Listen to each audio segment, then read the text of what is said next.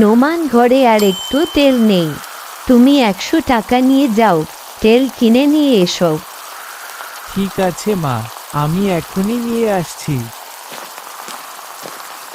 আমি যদি 90 টাকার বিনিময়ে তেল কিনি তাহলে বাকি 10 টাকা দিয়ে ক্যান্ডি কিনতে পারবো, আর এটা মা জানতেও পারবে না।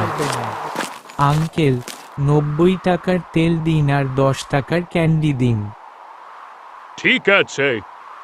আঙ্কেল একটু বেশি দিয়েন, হিহিহিহি।